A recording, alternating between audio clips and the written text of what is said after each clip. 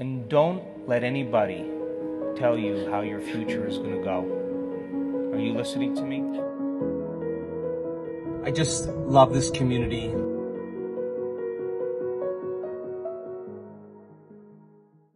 Independent of people's beliefs, political beliefs, religious beliefs, whatever, there seems to be a common thread that people feel like something's not right. And I think when you get to a point where you realize that no healthcare plan, no government, no religion is going to take care of you, then who is going to take care of you? And the answer is you, right? So my interest is to give people the tools and the understanding that they could heal their body, that they could create a better life for themselves, that they could overcome past traumas and scars that were created even as early as childhood that tend to be unconscious programs that keep them repeating the same, scenarios in their life. To teach people how to induce mystical experiences so that it changes the frame of the way they look at reality. By changing the way they think, the way they act, the way they feel, if I truly go into the experiment of no longer thinking the same way, no longer acting the same way, no longer feeling the same way, and I start thinking about what thoughts I do want to fire and wire in my brain, and if I do it with intention and attention, I'll begin to install neurological hardware. Keep doing it, and it becomes like a software program. It becomes a new voice in your head that goes from I can't to I can. No magic there. If you said, how would greatness live today? What would love look like today? What would be a greater expression of myself in the things that I do?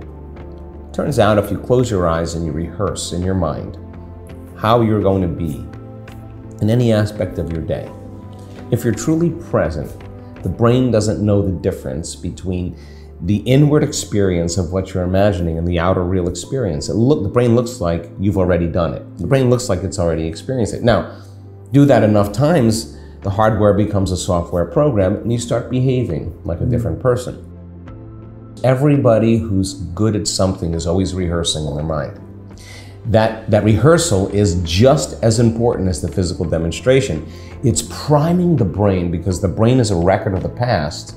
Now you're actually making it a map to the future. You're installing circuits to use.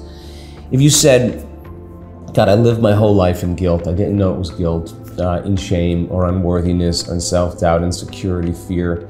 And all of a sudden, you're looking at that emotion and you understand that emotion is actually down-regulating genes and creating disease. You figured that out, you read about it, it makes sense.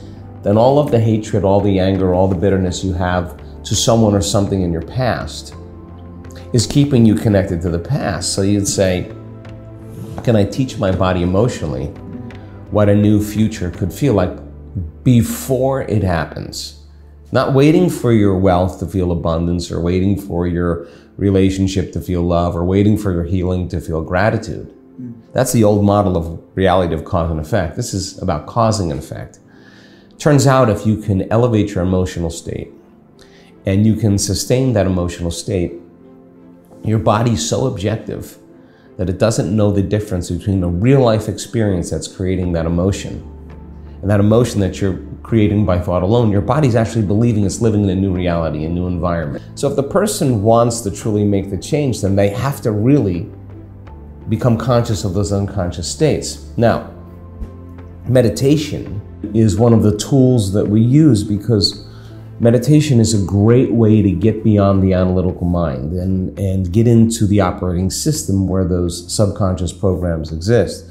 So if your conscious mind, 5% of your total mind, and then you have your subconscious mind, which is 95% of how we've been programmed. And what separates the conscious mind from the subconscious mind is the analytical mind.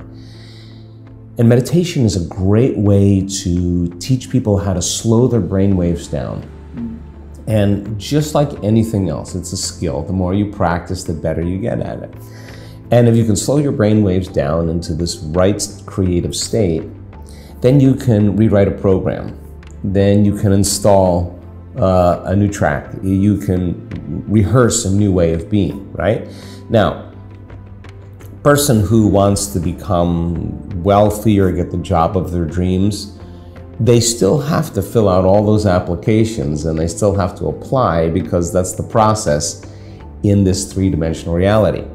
Now, everything that's in this three-dimensional reality, whether it's an object or a thing or a body or a person or a place we're sitting, everything gives us the illusion of separation. I'm here and you're there, and there's space and time between us.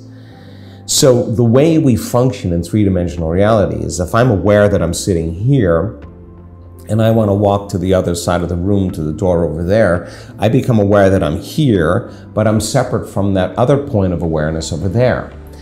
And the way I get from here to there is I have to do something. So in this plane of demonstration, I got to move through space. I got to move my body through space. And when I move through space, it takes time.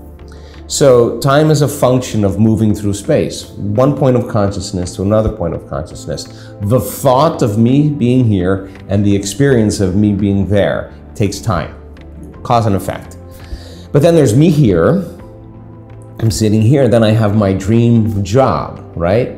And my brain automatically creates my job somewhere out in my future over there. I'm separate from it, right? So I'm separate from my future, just like I'm separate from something else.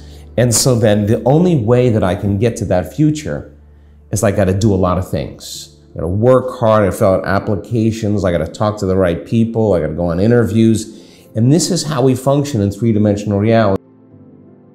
So everything we want is going to take time and energy, right? Because really, we're matter trying to change matter. And if you're matter trying to change matter, it's just going to take time. Get angry and frustrated and impatient, try to manipulate outcomes. We fight for outcomes. We compete for outcomes because we're matter trying to change matter. Now, learn the skills, make the right choices, make the right sacrifices, and meet the right people, and in time, you may get that job. Nothing wrong with that. That's how we create in this three-dimensional world. There's an invisible field of energy that exists beyond this relative space and time. And there's no objects there, there's no people there, there's no bodies, there's no things, there's no places, there isn't even time, right? Now that's a really big concept for people to wrap their mind around, because it's nothing material there, nothing physical. It's a vacuum, void of anything material. What we learned in our research is that if you teach people how to take their attention off of everything physical and material, everything known, there comes a moment where the brain begins to switch and we put our attention, instead of on matter, we put our attention on energy. And the quantum field is an invisible field of energy, of frequency, that's filled, fertile with possibility and information. So now, this invisible field of energy connects everything physical and material. In fact, most people, when they study matter, they see matter as emitting a field. But according to the quantum, it's not matter that's emitting the field, it's actually the field that's slowing down in frequency and creating matter. Okay, now if you can reverse that and get a person to a point where they're not their face, they're not their culture, they're not their age, they're not their profession, they're not their diet, they're not a son, or they're not a mother, they're not aware of their cell phone, they're not aware of their car. They're literally, their attention is completely in the present moment. They walk through this little door, they pass through the eye of the needle, and they enter this realm of the quantum. Now, if you teach people how to create from the quantum field instead of from matter, then if they do that properly and they understand the science of how, then they no longer have to go anywhere to get what they want. In other words, when a person can create the right type of energy, the right type of frequency from the field, and there's a vibrational match between their energy and whatever they want in their life, all of a sudden they start drawing experiences to them. Out of nowhere, they get the phone call, hey, I got, because you're synchronizing your energy to a possibility in your life. Now, in the quantum, every thought has a frequency. So when a person has the thought of their new job and they can feel the frequency of that thought, it wouldn't be lack, it wouldn't be separation, it wouldn't be frustration. The frequency of the thought of a new job would create the feeling of euphoria, excitement, bliss, gratitude. And thoughts tend to be electric in the quantum field, and feelings tend to be magnetic. And now we teach people how to create a Wi-Fi signal when they connect to the field, and they literally change their energy. The thought being the electrical charge, the feeling being the magnetic charge, and how you think and how you feel is broadcasting energy. Now, there's a little bit more that has to happen, because you have to have coherence in your brain. The brain's got to be very orderly, and it's emitting a field. Stress is static. Stress, you disconnect, because all of your attention is going on everything physical and material, and you're drawing from this energy that's surrounding your body, and you're turning it into chemistry, and now you're isolated, you're separate. So we teach people how to get that brain coherence going and that heart coherence going, and coherence is rhythm and order. And now you have this Wi-Fi signal, and when there's a vibrational match, or you've synchronized your energy to synchronicity, those serendipities, those coincidences, those synchronicities, those opportunities start coming to you. Now, what's the cool part about that?